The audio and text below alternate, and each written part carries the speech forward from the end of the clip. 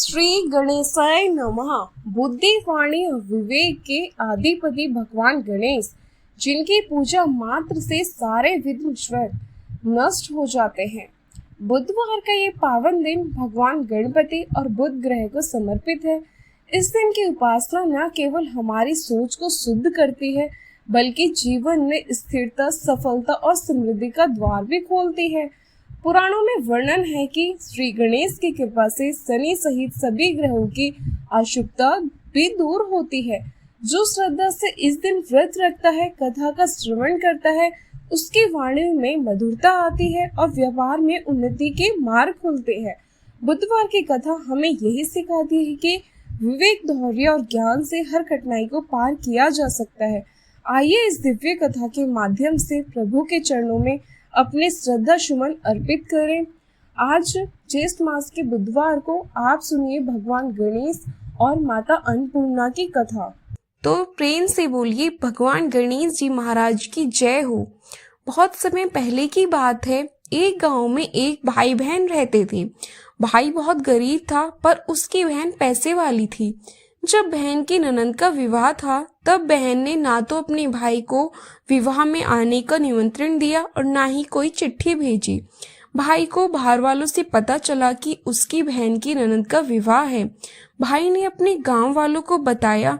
तब गांव वालों ने कन्या के लिए चुनरी, बिछिया, साड़ी जैसा जिससे जन्म पड़ा, उन सब ने उसके लिए इकट्ठा किया। फिर वह उसके भाई को सारा सामान दे दिया। सारा सामान लेकर बहन के गांव पहुंचा। बहन के घर जाने पर बहन की देवरानी बोली, भाभी जी आपके भाई आए हैं। तो बहन ने पूछा, कैसे आया है और क्या पहना है? तब देवरानी ने कहा, पैदल आए हैं, फटी पगड़ी पहनी है, फटी धोती पहनी है। तो बहन बोली, मेरे ससुर हवेली के सामने दुकान में बैठे हैं, मुझे शर्म आती है। भाई को बोलो पीछे के दरवाजे से आए। भाई के आते ही बहन ने भाई को एक कमरे में बंद कर दिया, बाहर से ताला लगा दिया। एक तरफ लड़की का विवाह हो रहा था, गाजे बाजे बज रहे थे, अतिथियों को भोजन कराया जा रहा था, और दूसरी तरफ बेचारा भाई बिना पानी के एक कमरे में बंद पड़ा था। तभी भांजे की बहू को दया आ गई और उसने दरवाजा खोल दिया। दरवाजा खुलते ही वहां से उसका भाई भाग गया। 2 दिन का भूखे प्यास के कारण उसको रास्ते में चक्कर आने लगे। फिर वो एक गणेश जी के मंदिर में जाकर वहां पर गिर गया और रोते रोते गणेश भगवान को अपनी व्यथा सुनाने लगा। बोला, हे गणेश जी महाराज, आज मेरी गरीबी के कारण मेरी सगी बहन ने मुझे धिक्कार दिया। घर जाने पर मेरी पत्नी, मेरे बच्चे जब पूछेंगे कि विवाह से क्या मिठाई लेकर आए हो, तो मैं क्या जवाब दूंगा? तब गणेश जी को उस पर दया आ गई और गणेश जी की भगवान बोले, मेरे बगीचे से ककड़ी और तरबूज तोड़कर तू लेकर चला जा। तब भाई ने ककड़ी तोड़कर झोला भर लिया और अपने घर ले गया।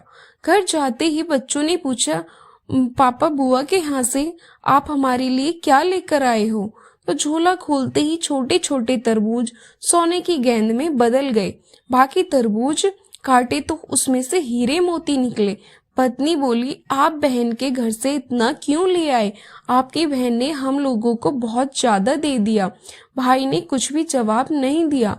गणेश भगवान की कृपा से उनके दिन बदल गए। भाई का धंधा भी काम जोरों से चलने लगा। धीरे धीरे गहने, कपड़े, रहने के लिए मकान बन गया। पत्नी बोली, एक बार ननद जी को तो बुलाकर ले आओ। तो भाई ने नए कपड़े पहने, नए जूते पहनकर रथ में बैठकर बहन को लेने के लिए चला गया। देवरानी बोली, भाभी जी आपके भाई आए हैं। बहन ने पूछा, कैसे आए हैं और क्या पहना है? तब देवरानी बोली, रथ में बैठकर खूब ठाट बाट से आए हैं। बहन बोली, मेरे भाई को बोलो कि हवेली के सामने से आए, मेरे ससुर देवर जेठ देखेंगे। भाई का बहन ने खूब स्वागत सत्कार किया। भाई बोला, बहन मैं तुम्हें लेने आया हूँ।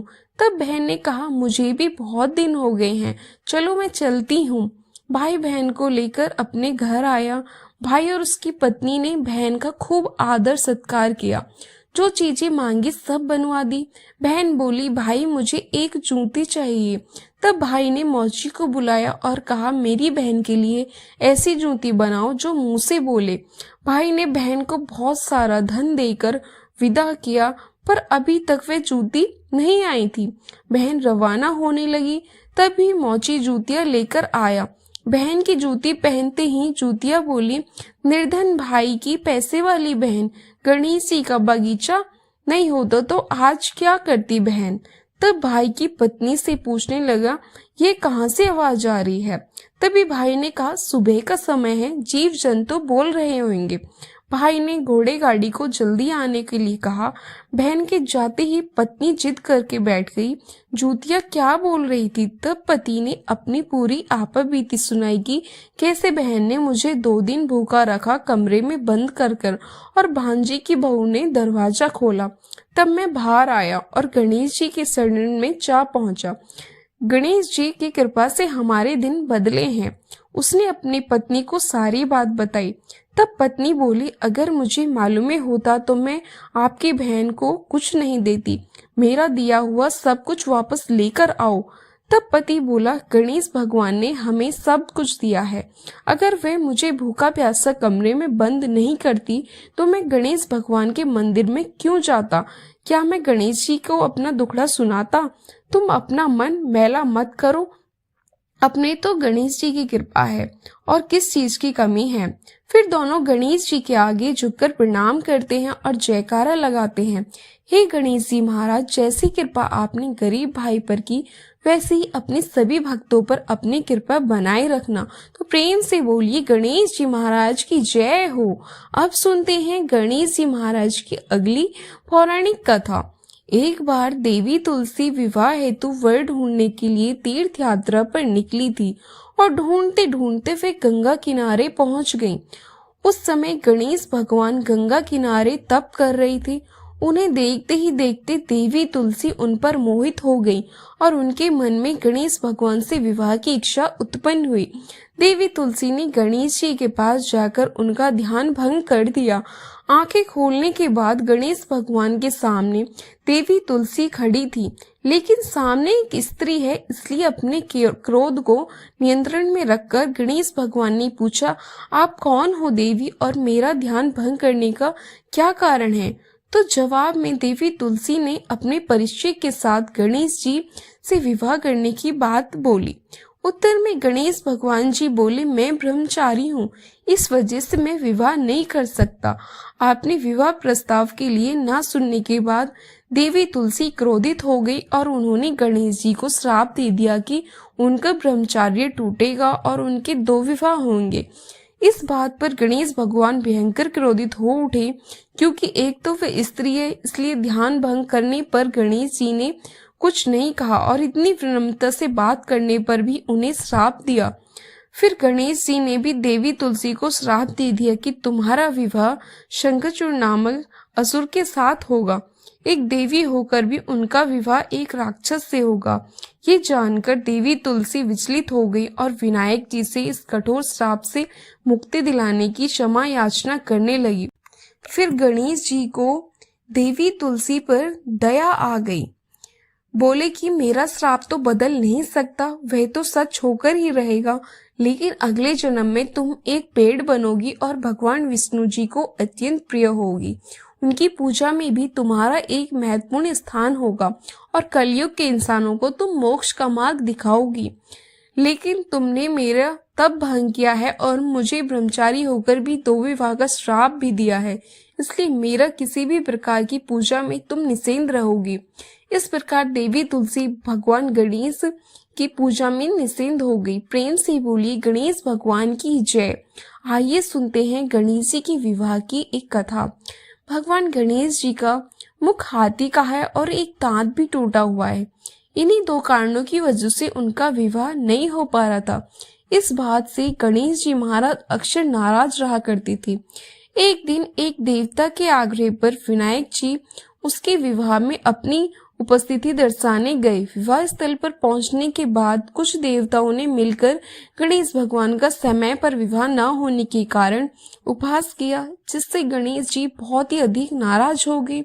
उसी दिन उन्होंने ठान लिया कि जब तक मेरा विवाह नहीं होगा तब तक मैं किसी भी देवता का विवाह नहीं होने दूंगा। गणेश भगवान के पास विवाह और अन्य संदेश लाने का काम उनके प्रिय वाहन मूषक राज करते थे।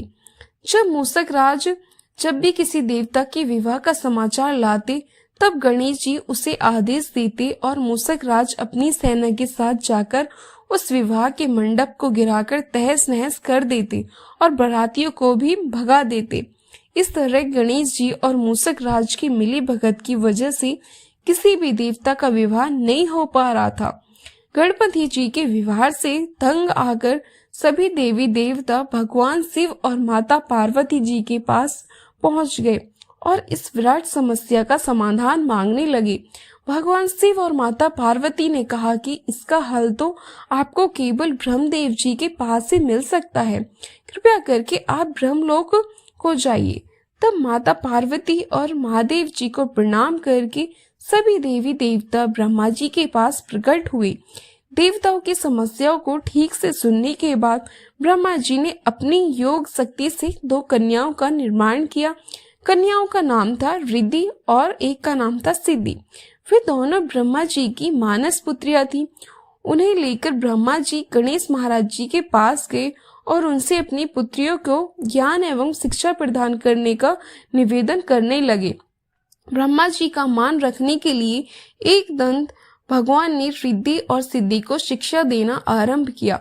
फिर उस दिन के बाद से जब भी मूषक राज किसी विवाह की खबर लेकर आते, उस वक्त रिद्धि और सिद्धि गणेश जी को अपनी बातों में उलझा कर लिया करती थी। इस तरह गणेश जी का ध्यान किसी और विषय पर रहता और दूसरी तरफ देवताओं का विवाह संपन्न हो जाता।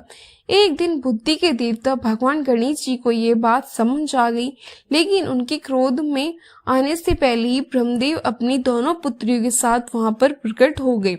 रिद्धि और सिद्धि को सामने देखते ही गणेश जी का क्रोध बढ़ने लगा, किंतु विनायक जी के मुख से कोई भी शब्द निकलने से पहले ही भगवान ब्रह्मदेव ने कहा कि गणेश जी, आपने स्वयं ही मेरी पुत्रियों को शिक्षा दी है, तो अब मुझे इन दोनों की विवाह योग्य को ही वर नहीं मिल रहा है। मेरी आपसे विनती है कि आप ही रिद्धि और सिद्धि से विवाह करके मुझे धन्य कीजिए। परमपिता ब्रह्मदेव जी की शांत वाणी को सुनकर गणेश जी का क्रोध शांत हो गया और वह विवाह प्रस्ताव के लिए हंसी खुशी राजी हो गए।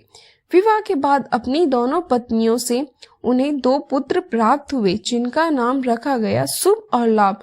तो प्रेम से बोलिए गणेश जी महाराज की जय। आइए अब सुनते हैं गणेश जी की पूजा पाठ में सुनी जाने वाली एक पौराणिक कथा। एक गांव में एक सेठ और सेठानी रहते थे। वे बहुत ही धार्मिक प्रवृत्ति के थे और गणेश जी के भक्त थे। दोनों बिना चूके हर बुधवार को गणेश जी का व्रत रखते और शाम को ब्राह्मणों को भोजन कराने के बाद अपना व्रत खोलते थे। सेठ जी का काफी बड़ा परिवार था। सब आपस में बड़े प्यार और भाईचारे से रहते थे, लेकिन सेठानी और सेठ की कोई संतान नहीं थी। इस विषय पर परिवार और गांव के लोग आपस में बहुत बात किया करते थे। सभी लोग सेठानी को भांज बुलाते थे। सभी की बातें सुनकर सेठ और सेठानी बहुत दुखी होते थे। एक दिन बुधवार को सेठ और सेठानी भगवान गणेश जी की पूजा संपन्न करा के मंदिर से बाहर आ रही थी। तभी उन्हें सीढ़ियों पर एक छोटा सा बच्चा अकेला बैठा हुआ दिखा। बालक को देखते ही दोनों उसके पास गए और पूछा कि तुम्हारे माता पिता कहाँ हैं? लेकिन बच्चे ने अभी तक ठीक से बोलना नहीं सीखा था, इसलिए वह बोल नहीं पाया। पर दोनों सेठ और सेठानी बच्चे के पास शाम तक बैठे रहे।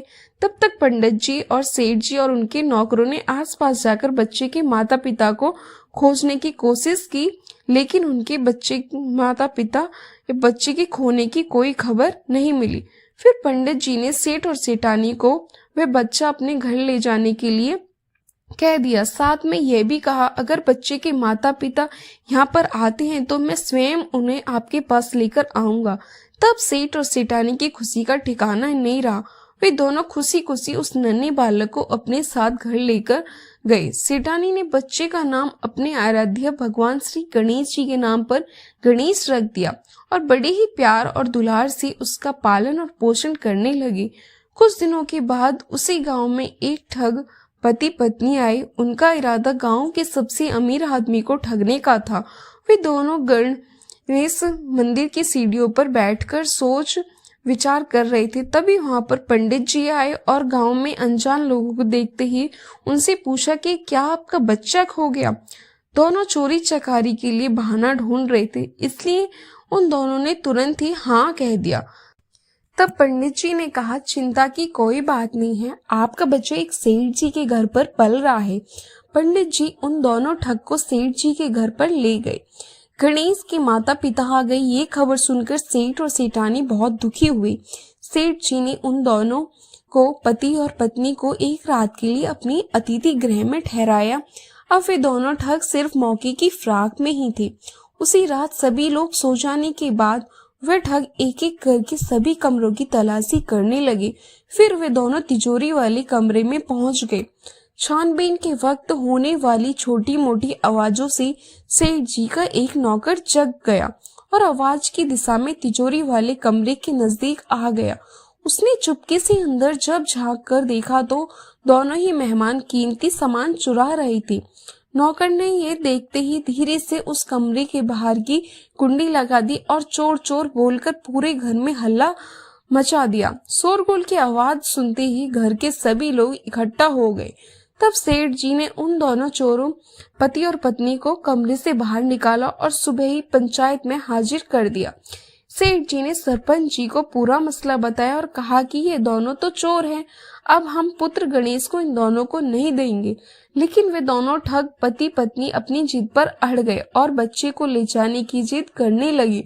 सरपंच जी ने इस गंभीर समस्या का एक तोड़ निकाला। उन्होंने सेठानी और दूसरी औरत को गणेश जी के सामने खड़ा कर दिया और कहा कि जिसके भी आंचल से दूध की धार गणेश जी के मुंह में जाएगी, वह बालक गणेश उसके पास ही रहेगा।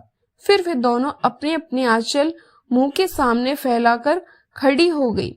सेठानी जी मन ही मन भगवान गणेश के नाम जप कर रही थी। देखते ही देखते गणेश भगवान की कृपा से सेठानी के आंचल से दूध की एक धार गणेश जी के मुंह में गिर गई और इस तरह बालक गणेश सेठ और सेठानी के साथ हमेशा के लिए रहने लगा।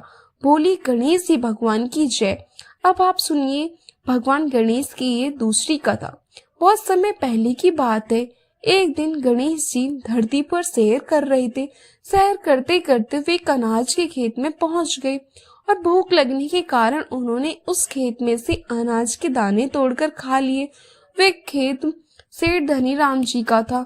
कुछ समय बाद गणेश जी अपने किए पर पछतावा करने लगे, क्योंकि उन्होंने सेठ जी को बिना पूछे ही उस खेत से अनाज चुरा लिया था। फिर गणेश जी ने सोचा कि अपने बुरे कर्म का प्रायश्चित तो करना ही है, इसलिए उन्होंने सेठ जी के यहाँ 12 साल के लिए नौकरी करने की ठान ली।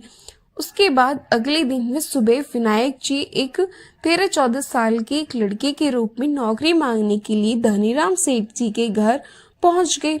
उन्होंने सेठ जी को अपना नाम गणेश बताया। विनायक भगवान की बुद्धि मानी और परीक्षा लेने के बाद सेठ जी ने खुशी खुशी उसे नौकरी दे दी। अब भगवान गणेश एक सामान्य मानव के रूप में सेठ जी के घर पर ही रहने लगी।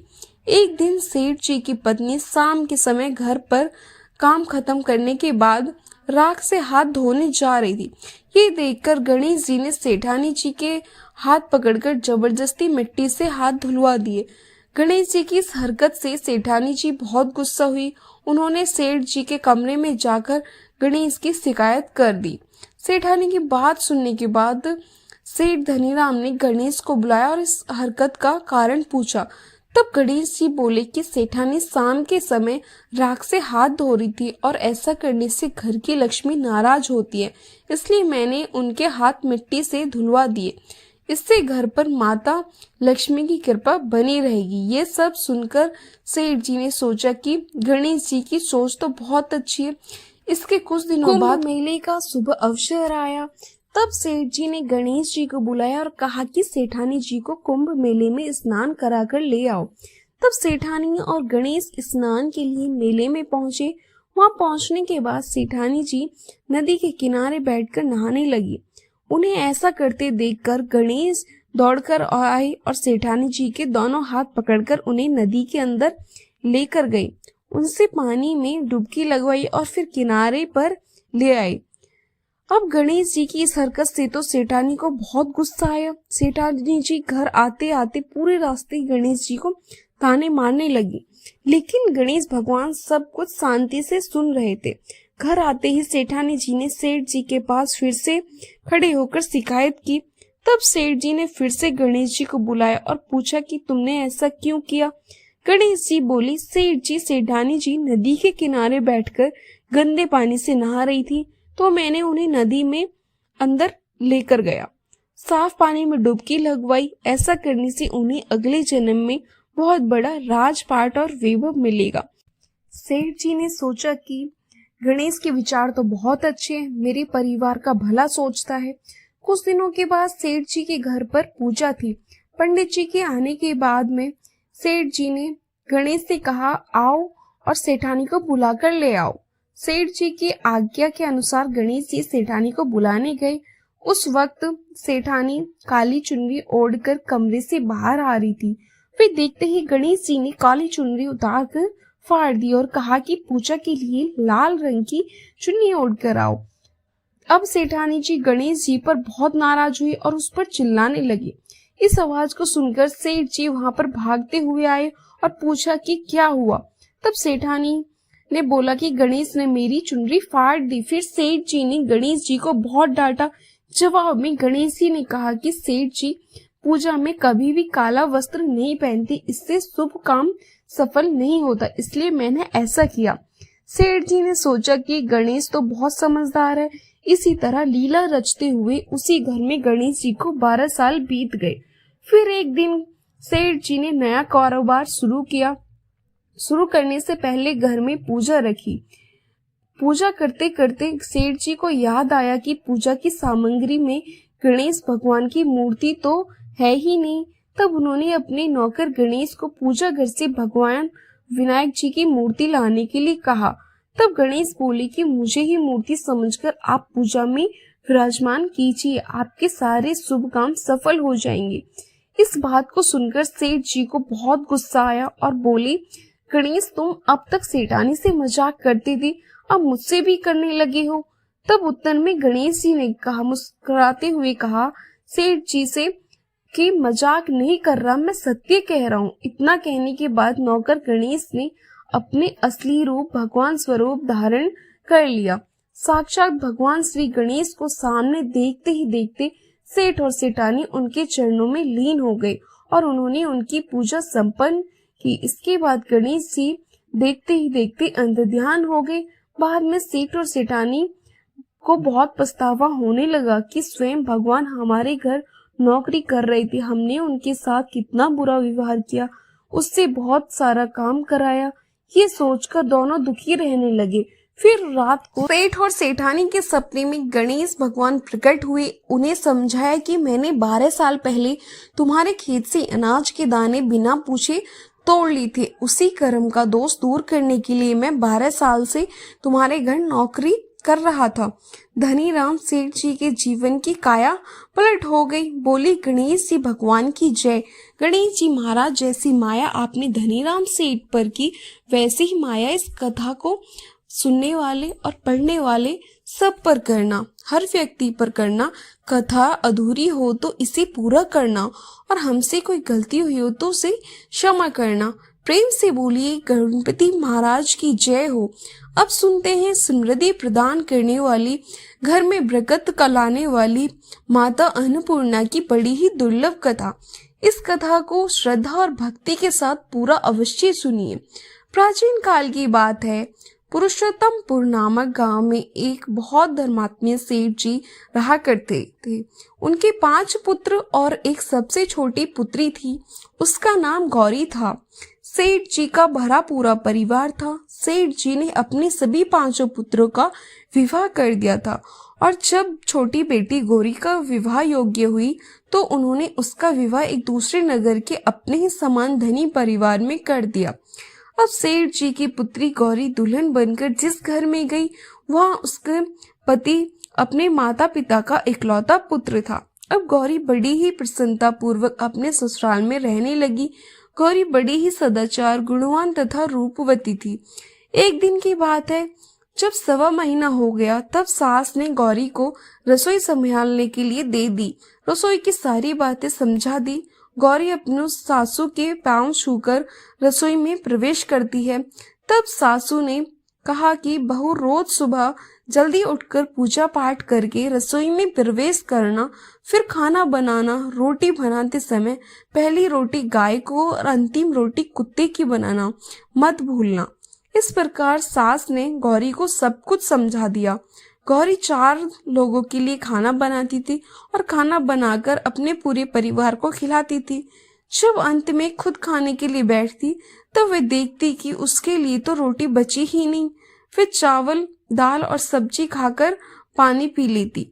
अब जब शाम होती तब गौरी ने सुबह से ज्यादा आटा लगाया और रोटी सब्जी बनाकर रख दी।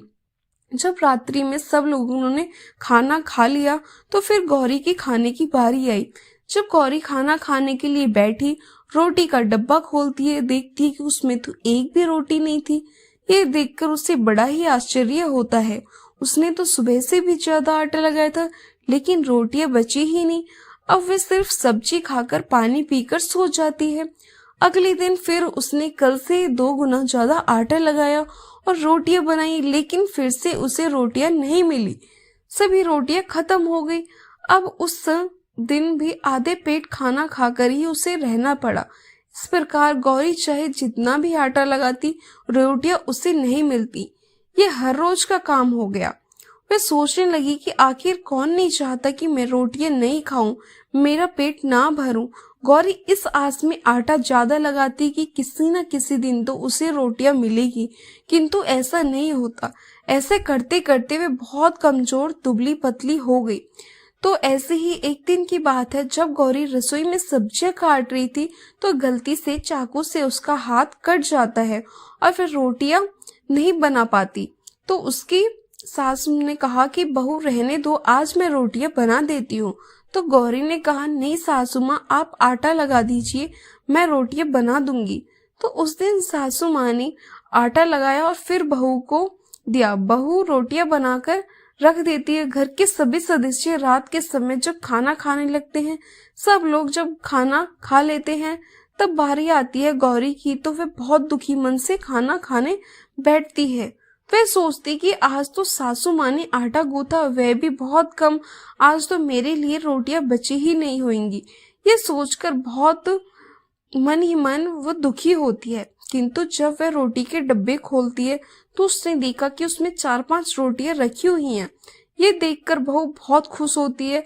अब क्या था, ऐसे ही 7 दिन तक बहू की सास ने आटा गूंथा और बहू रोटियां बनाती। बहू को रोज रोटियां मिलने लगी। इन 7 दिनों में बहू ने भरपेट खाना खाया। अब 8वां दिन आया तो बहू का हार्ट भी ठीक हो गया था। तब सासू माँ ने कहा कि गौरी बेटा, क्या आज मैं आटा गूंथ दूं या फिर तुम आटा गूंथ लोगी? तब गौरी ने कहा, नहीं माँ, मेरा हाथ अब ठीक हो गया, मैं आटा गूंथ दूंगी।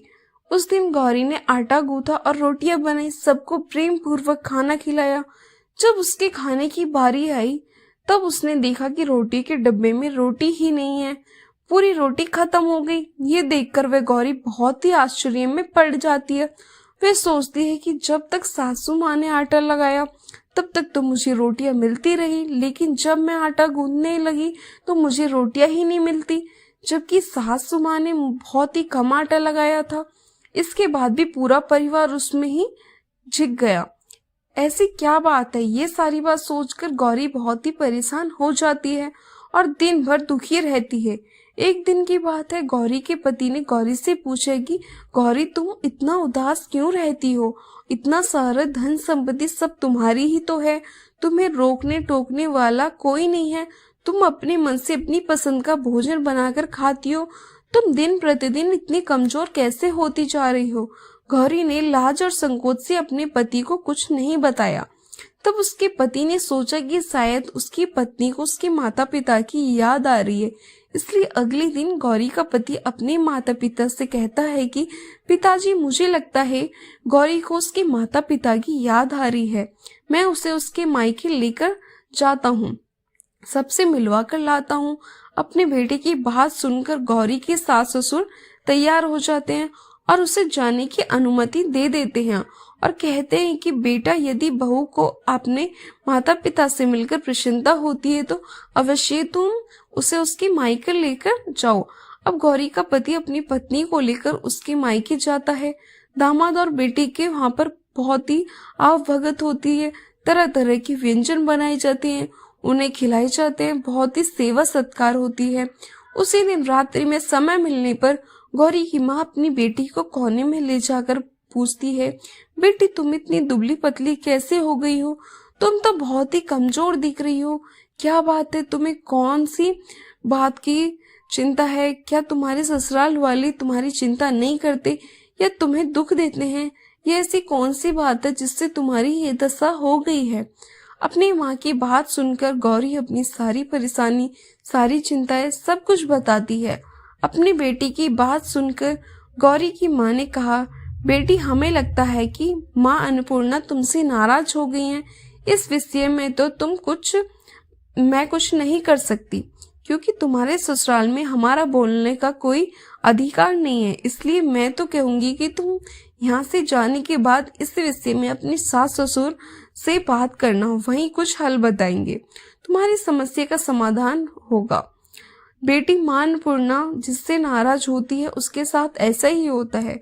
अब अपनी माँ की बात सुनकर गौरी निश्चय करने लगी कि वह सारी बातें अपनी सासू माँ से कहेगी।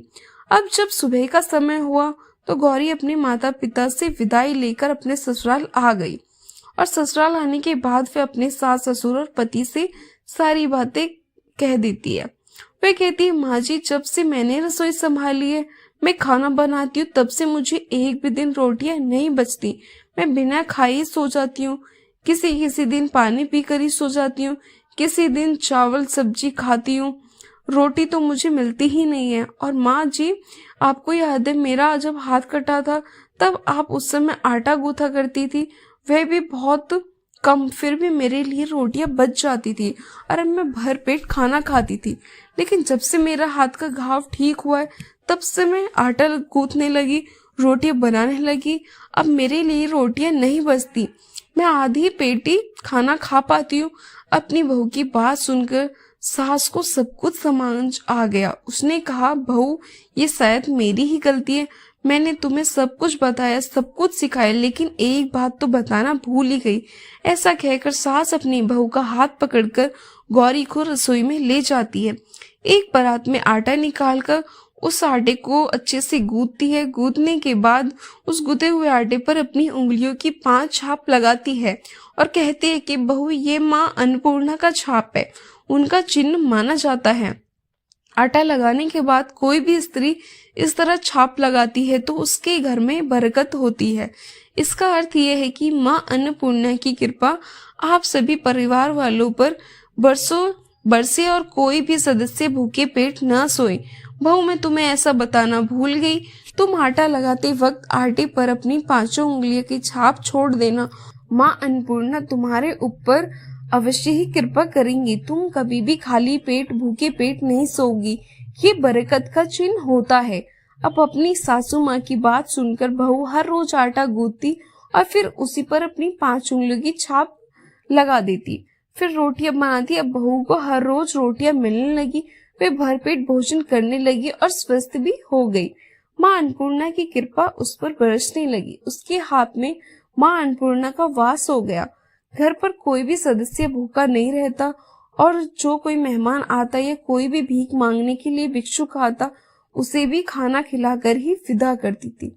इस प्रकार बहू के ऐसा करने से उसके घर में बरकत होने लगी, अन्न की वर्षा होने लगी। तो प्रिय भक्तजनों, आटे को गूंथकर उस पे 5 उंगलियों की छाप लगाना हमारी पुरानी परंपरा है। ये माता लक्ष्मी जी और माता अन्नपूर्णा का चिन्ह माना जाता है। ऐसा करने से माता अन्नपूर्णा सदा प्रसन्न रहती हैं और घर वालों पर सदा अपनी कृपा दृष्टि बनाए रखती हैं। हमारे पूर्वजों से लेकर अब यहाँ तक ये परंपरा चली आ रही है। सभी माताएं बहनें अपने 5 उंगली की छाप आटे पर अवश्य ही लगाती है और माँ अन्नपूर्णा से प्रार्थना करती है कि सबका पेट भरना, सबका कल्याण करना और घर में अन्न धन की वर्षा करना। तो प्रेम से बोलिए अन्नपूर्णा माता की जय। ओम श्री गणेशाय नमः।